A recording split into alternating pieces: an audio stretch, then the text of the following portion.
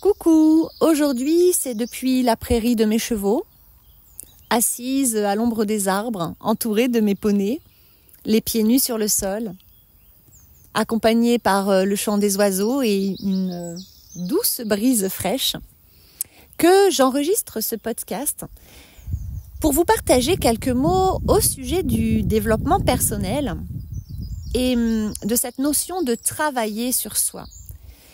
J'ai vraiment à cœur de vous transmettre encore et toujours plus ma vision des choses. Cette vision, je la tire de mon expérience personnelle. Ça fait quand même un peu plus de 15 ans maintenant que je suis sur mon chemin d'introspection, que j'apprends à me connaître, que je me libère de mes blessures, que j'apprends à redevenir authentiquement moi. Que je guéris et que je me libère de mes croyances limitantes, de mes conditionnements, mais aussi de mes mémoires transgénérationnelles, karmiques, des héritages sociétaux, collectifs, familiaux, éducatifs, et j'en passe. Et il y a quelque chose qui me semble vraiment ne pas être juste du tout dans le milieu du développement personnel et que j'ai beaucoup entendu au sujet des parcours alchimiques flammes jumelles, âme jumelle, etc. C'est cette notion de travailler sur soi. Cette injonction de tu dois travailler sur toi, tu dois travailler même dur sur toi. Dans les flammes jumelles, on entend ce parcours, il est tellement exigeant, tu dois être parfait, tu dois tout réajuster à la perfection en toi pour mériter de te réunir à ton autre. Et puis dans le développement personnel, en règle générale, c'est travail sur toi. Plus tu vas travailler dur, plus tu vas t'améliorer. Et souvent, on ne se rend pas compte, mais on tombe dans un piège de développement personnel qui est celui de travailler dur sur soi en croyant que nous devons nous améliorer pour gagner quelque part le bien-être, gagner la santé, gagner le bonheur, gagner l'épanouissement. Alors qu'en réalité, nous n'avons rien à prouver à personne, nous n'avons rien à gagner, nous n'avons rien à mériter, ni par nos actions, ni par nos performances, ni par ce que nous possédons, ni par nos réussites, parce que nous méritons depuis notre naissance, puisque ce sont des droits de naissance, que l'abondance, le bien-être, la pleine santé, le bonheur, l'épanouissement. Donc, finalement, dans le développement personnel, on peut retrouver cette injonction sociétale qui, à mon sens, est une injonction très néfaste. Et j'en ai fait les frais puisque moi, je suis tombée dans ce piège-là pendant plusieurs années. J'étais dans, oui, mais si je travaille sur moi, si je me libère assez, si je chemine suffisamment, si je nettoie mon karma, si je libère mes mémoires, si je comprends, si je conscientise, si vraiment je travaille dur sur moi, à un moment donné, je mériterai la paix. Je récolterai les fruits de mon dur labeur et je connaîtrai enfin le bonheur. Or, moi j'ai envie de vous dire quelque chose aujourd'hui et je crois que je vais le répéter 2 fois. Et je vais même m'adresser à la deuxième personne. Je vais te dire, tu sais, tu es venu t'incarner sur cette terre pour kiffer ta vie avant toute chose. Tu es venu t'incarner sur cette terre pour vibrer haut et fort, pour vivre tes passions, pour cheminer, avancer et réaliser tes rêves, pour contribuer depuis ce que ton âme est venue apporter. C'est-à-dire depuis ce qui est facile pour toi, ce qui est doux pour toi, ce qui est bon pour toi, ce qui est juste pour toi et ce qui te fait littéralement kiffer ta vie.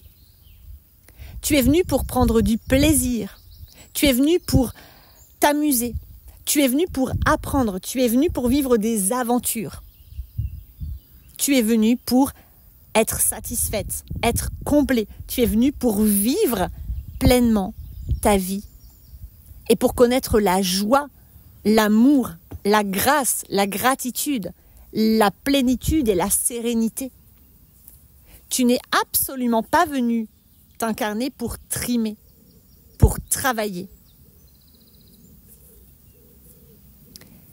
Donc je vais le répéter, tu es venu t'incarner sur cette terre pour kiffer. Tu n'es pas venu t'incarner pour travailler, et encore moins pour travailler dur, et encore moins pour travailler dur sur toi-même. Et je crois qu'aujourd'hui, c'est vraiment, vraiment très important de partager ce message le plus possible auprès du plus grand nombre, parce que c'est un biais en fait. Dans le développement personnel, il y a ce biais qui part de l'ego blessé, qui part d'un dysfonctionnement, d'un conditionnement sociétal qui n'est pas bon, qui n'est pas juste pour nous, êtres humains souverains, qui est celui que tu dois travailler dur. Tu dois travailler dur pour nourrir ta famille. Tu dois travailler dur pour prouver ta valeur. Tu dois travailler dur pour être aimé. Tu dois travailler dur pour être reconnu. Tu dois travailler dur pour réussir. Tu dois travailler dur sur toi pour guérir. Mais ça, c'est une croyance extrêmement limitante. C'est un conditionnement sociétal et bien souvent également éducatif, familial et religieux, qui est très puissant et qui s'insinue, qui s'infiltre même jusque à la racine du développement personnel. Pour moi, le développement personnel, en tout cas ce que l'on entend par là, à mon sens, ce n'est pas chercher à devenir quelqu'un de meilleur pour les autres ou pour obtenir quelque chose de l'extérieur. Donc obtenir de l'argent, du succès, de la reconnaissance, de l'amour, pour répondre aux attentes des autres, etc., etc. Non. Pour moi, se développer personnellement, c'est cheminer personnellement dans son intériorité depuis notre féminin sacré que nous possédons tous en nous, que l'on soit homme ou femme, pour retrouver qui l'on est véritablement. Donc pour moi, le cheminement personnel, plutôt que développement personnel, c'est je pars à la rencontre de moi en plongeant à l'intérieur de moi. C'est très inconfortable parce que oui, pour apprendre à me connaître, je vais d'abord devoir conscientiser les parts de moi qui sont désalignées, qui sont déséquilibrées, qui sont dysfonctionnelles. Donc partout où je suis dans ce que j'ai construit pour m'adapter à cette société, à cette famille. Donc je vais d'abord découvrir tout ce qui ne va pas chez moi. Et oui, ça fait mal, c'est pas confortable. Mais je ne peux pas guérir de quelque chose si je n'ai pas conscience que cette chose existe en moi. Si je n'ai pas conscience que je la porte en moi. Donc la prise de conscience de « ok, j'ai des parts de lumière, mais j'ai aussi des parts d'ombre », ça peut être vraiment très inconfortable, ça peut faire mal. Mais si je chemine en conscience, que je me donne le temps et que je pars de cet état d'esprit de « je chemine vers moi », non pas pour devenir une meilleure personne aux yeux des autres de la société et pour être reconnue par l'extérieur ou pour obtenir quelque chose de l'extérieur, mais au contraire, je chemine vers moi simplement pour savoir qui je suis, retrouver mon essence, mon origine, mon authenticité, ma vérité, pour pouvoir me sentir alignée à l'intérieur de moi, pour pouvoir retrouver ma liberté d'être qui je suis, pour pouvoir trouver finalement la paix à l'intérieur de moi, l'harmonie et donc m'épanouir pleinement et kiffer ma vie. Parce que c'est pas kiffant de travailler dur, de trimer dur pour obtenir des choses. Et en plus, la plupart du temps, ça marche pas. Ou alors, ça semble marcher au début, mais à un moment donné, tu te rendras compte que finalement, t'es pas heureux. Parce que rien de l'extérieur ne peut te combler à l'intérieur. Il n'y a que toi, par ta présence à toi-même, qui peut te combler. Dans cette société, on nous a appris à courir après l'argent, à courir après le succès, la réussite, après les diplômes, même après l'amour. On nous a appris à croire que le plaisir, c'était boire de l'alcool, prendre des drogues, beaucoup manger. En fait, on nous a appris à croire que le plaisir, c'était dépasser ses limites et se faire du mal. C'était le sexe, c'était les possessions, l'argent. C'était que des plaisirs finalement qui sont éphémères parce qu'il ne dure pas, alors on en veut encore et encore et toujours plus et on devient addict au sucre, addict à la cigarette, addict à l'alcool, au café, au chocolat, au sexe, au jeu, au travail. Je pense que c'est vraiment très important de revenir à la base en fait du vivant. Je suis venue m'incarner pour kiffer ma vie en fait, pour me faire plaisir, pour être moi, pour apporter ma couleur au monde, ma contribution au monde. Et ma contribution, elle ne réside pas dans les diplômes que j'obtiens, dans mes réussites sociétales, dans ce que les autres vont penser ou croire de moi. Non. Ma couleur, elle réside dans quelles sont mes passions, qu'est-ce qui me fait vibrer depuis que je suis toute petite, ou qu'est-ce qui me faisait vibrer quand j'étais petite. Qu'est-ce qui est facile pour moi? Qu'est-ce qui est fluide pour moi? Qu'est-ce que je pourrais faire pendant des heures sans m'arrêter et sans être fatiguée parce que ça me nourrit plus que ça ne me prend d'énergie? Qu'est-ce qui nourrit mon âme? Qu'est-ce qui m'inspire? Qu'est-ce qui me satisfait profondément? Qu'est-ce qui me fait du bien? Qu'est-ce qui me donne du plaisir? Qu'est-ce qui fait que je me sens comblée? Que je me sens bien? Je suis venue kiffer ma vie. Je ne suis pas venue trimer pour obtenir des choses. C'est la base finalement du cheminement personnel. Bien comprendre ça. Et vous savez, dans les parcours flammes jumelles, on entend beaucoup, oui, ce sont des parcours très exigeants, etc. Et ce sont beaucoup les polarités qui ont les types d'attachement anxieux et donc les deed chasers qui expriment ça.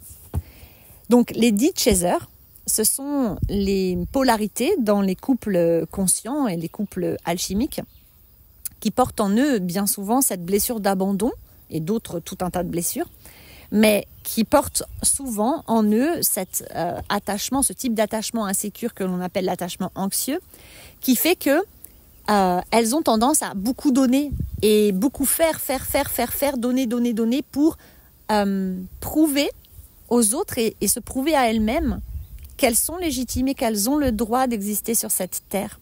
Parce qu'au fond d'elles-mêmes, il y a cette croyance que je n'ai pas le droit d'exister. Parce que si j'ai été abandonnée, rejetée, etc., c'est parce que je suis une mauvaise personne, parce que je me suis trompée de planète, je me suis trompée d'incarnation. Si on m'abandonne, c'est forcément que je ne suis pas assez ou que je suis trop, mais que je n'ai pas ma place. Je n'ai rien à faire ici. On ne veut pas de moi, je dérange. Donc je n'ai pas le droit d'exister. Donc je peux me faire discrète toute ma vie, ou alors je peux me sacrifier toute ma vie, donner, dépasser mes limites en permanence pour prouver ma valeur et surtout pour mériter ma place. Parce que je me sens comme une imposteur dans ce monde, dans cette famille, dans cette vie. Et d'ailleurs, ça peut relier à ce qu'on appelle le syndrome de l'imposteur.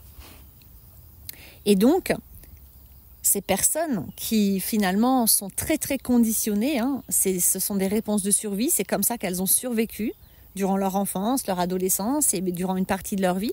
Donc c'est très très ancré en elles de travailler dur pour toujours devenir meilleures, pour finalement, inconsciemment, tout au fond, être acceptées, avoir le droit de vivre, avoir le droit d'occuper cette place et ne pas être abandonné ou rejeté.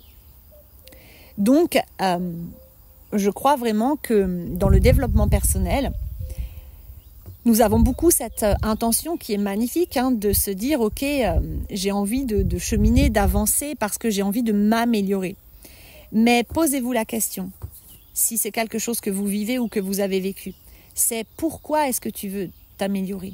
Ou pour qui est-ce que tu veux t'améliorer? Si c'est pour toi, très honnêtement, dans le but simplement de reconnecter à ton être authentique et d'améliorer ton bien-être, d'améliorer ton épanouissement, d'améliorer l'harmonie à l'intérieur de toi, d'améliorer ton kiff de la vie, c'est ok. Si ça part du cœur et qu'il n'y a pas de pression, que tu te donnes tout le temps, que tu es indulgente, patiente avec toi-même et douce, c'est ok. Par contre, si la réponse c'est « Ah mais oui, en fait, quelque part je cherche à prouver ma valeur », quelque part je cherche à être reconnue, quelque part, je suis encore dans faire pour combler un manque, pour combler un vide.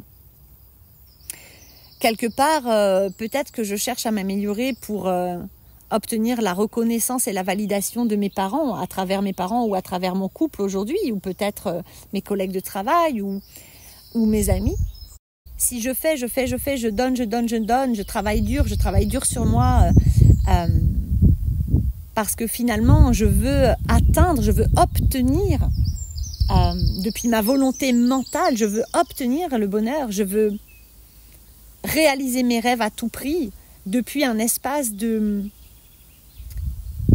je dois le mériter, parce que j'ai encore cette croyance que réaliser ses rêves, ce n'est accessible qu'aux personnes qui travaillent dur. La réussite, ce n'est accessible qu'aux personnes qui travaillent dur. Le bonheur, ce n'est accessible qu'aux personnes qui travaillent dur. Si j'ai encore cette croyance que je dois travailler dur pour nourrir ma famille, donc je dois travailler,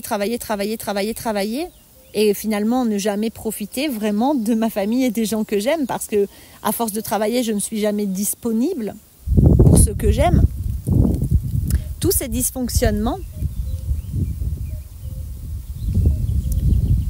vous montreront, finalement, vous indiqueront que l'espace depuis lequel vous cheminez personnellement n'est pas le bon. Quand je cherche à m'améliorer pour les autres ou pour obtenir quelque chose de l'extérieur, qui vient de l'extérieur de moi, alors c'est que je ne suis pas sur un chemin d'introspection juste et bon pour moi. C'est que je suis dans un processus, dans un conditionnement qui part de l'ego, des croyances limitantes, qui part des peurs, qui part des blessures, du mental. Et donc le résultat obtenu ne sera pas du tout le même. Quand je travaille dur sur moi, j'aurai souvent l'impression de ne pas récolter les fruits. Et j'aurai souvent les boules de ne pas récolter les fruits. J'aurai souvent la sensation que j'ai tellement donné, j'ai tellement compris, j'ai tellement fait, mais pourtant il n'y a rien qui bouge dans ma vie, il n'y a rien qui change, je répète encore les schémas. Et ça m'agace et je ne comprends pas pourquoi et ça fait mal. Et ça fait que des fois j'ai envie de tout abandonner. Oui, c'est parce que ta volonté, elle ne part pas du bon endroit en toi. Elle part d'une peur, d'une blessure. Elle part d'un espace en toi qui veut contrôler ta vie. Alors que le vrai cheminement personnel, il te demande d'accepter qui tu es, de t'aimer, de t'apprécier tel que tu es pour qui tu es, ici et maintenant, avec tous tes talents, tes qualités, tes compétences, tes parts de lumière, mais aussi tes imperfections, tes parts d'ombre. Elle te demande d'avoir cette volonté d'améliorer en toi ce qui peut être amélioré pour toi et uniquement pour toi, pour ce que tu vas sentir en toi, pour que tes ressentis soient plus doux, plus équilibrés, plus nourrissants, inspirants, qu'ils te permettent de t'élever davantage, de t'harmoniser, de te sentir de mieux en mieux dans ton corps, dans tes corps subtils, sur tous les plans,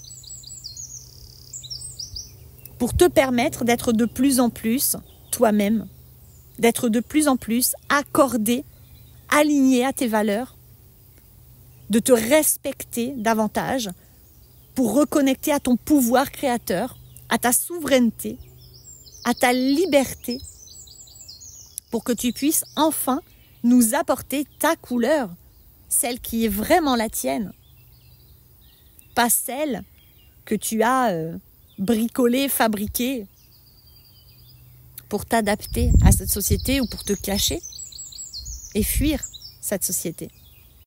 Voilà, ici c'est tout le propos que je voulais vous partager. Je pense que c'est quelque chose de très très important de bien faire le distinguo entre travailler dur sur soi ou bien cheminer vers soi. Et je ne cesserai de vous le répéter parce qu'à mon sens, c'est une clé précieuse. Si vous ne voulez pas perdre des années comme ça m'est arrivé, alors rien n'est jamais perdu, mais je sais que j'aurais pu quelque part économiser certaines années si je n'étais pas tombée dans ce piège de l'ego de « je veux travailler dur sur moi » finalement pour être une meilleure personne pour le monde. mais je suis déjà la meilleure version de moi-même. Nous sommes à chaque instant la meilleure version de nous-mêmes. Il n'y a que le présent qui existe et il s'agit de s'aimer et de s'accepter tel que l'on est et de se donner de l'amour, surtout dans les endroits en soi qui sont encore abîmés, qui sont à vif, qui sont blessés, qui sont dysfonctionnels ou déséquilibrés.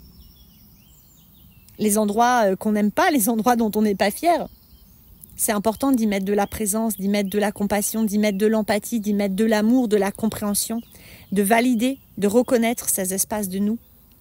Parce que la guérison, elle ne vient jamais de la compréhension ou du travail. La guérison, elle vient de l'acceptation. J'accepte d'être qui je suis, avec mes ombres et mes lumières, ici et maintenant, et j'ai la volonté d'améliorer mes ressentis, j'ai la volonté de grandir, de nourrir mon âme et de devenir de plus en plus vrai, de plus en plus moi, de plus en plus authentique, de connaître de plus en plus l'épanouissement, la pleine santé sur tous les plans, mais pour moi, uniquement pour moi et à l'intérieur de moi, j'ai conscience que la guérison ne vient pas de l'extérieur et que tant que je fais les choses pour obtenir quelque chose à l'extérieur, je ne suis pas sur mon juste chemin. Je suis encore impactée par mon ego, mes blessures et mes conditionnements. Et simplement d'accepter ça. Si vous êtes dans ce piège et que vous vous en rendez compte peut-être en écoutant ce podcast ou bien que ça vient confirmer votre ressenti, eh bien je vous encourage à surtout ne pas vous flageller, surtout ne pas vous juger sévèrement, mais au contraire, vous féliciter de prendre conscience de ça aujourd'hui et de peut-être vous engager envers vous-même. Je m'engage, à mon rythme bien sûr, à déposer ces conditionnements et à changer l'espace en moi depuis lequel je vais à présent cheminer vers moi. Déposer les injonctions de je dois travailler dur, je dois donner, je dois faire, je dois prouver, mériter. Et revenir à j'ai le droit d'être, je suis parfaite dans mes imperfections, je suis légitime et digne dans tout ce que je ressens et vis à l'intérieur de moi. Je mérite ce qu'il y a de meilleur, ici et maintenant, et depuis toujours, et je n'ai rien à faire pour mériter ça. Je le mérite depuis ma naissance, rien que parce que je vis en fait. C'est même pas je le mérite, c'est j'y ai le droit. Je n'ai pas à le mériter, j'y ai le droit. J'ai le droit à l'abondance, j'ai le droit à l'amour, j'ai le droit au bonheur, j'ai le droit à l'épanouissement, j'ai le droit de kiffer ma vie. Simplement parce que je suis un être humain incarné sur cette terre. Et je m'engage aujourd'hui à cheminer vers ma liberté, vers ma souveraineté et vers mon authenticité dans l'amour de moi, dans la bienveillance, dans la douceur envers moi, dans l'indulgence, la compassion, la présence et la conscience. Voilà, c'est ce que j'avais à vous partager aujourd'hui, petite guidance que je reçois. J'espère que ça vous aura apporté des pistes de compréhension, des clés de guérison. Comme toujours, si vous voulez me soutenir, n'hésitez pas à cliquer sur le petit pouce vers le haut, à vous abonner à ma chaîne et vous pouvez laisser un commentaire bienveillant et constructif et pourquoi pas partager votre histoire, partager votre prise de conscience ou votre cheminement, votre déclic. Moi, je me ferai un grand plaisir de vous lire et de vous répondre. Et si jamais vous cherchez quelqu'un pour vous accompagner sur ce chemin d'introspection, de compréhension, de connaissance de vous-même, de guérison intérieure, n'hésitez pas à faire appel à moi. Je serai ravie de vous accompagner. Je vous dis à bientôt. Bye bye.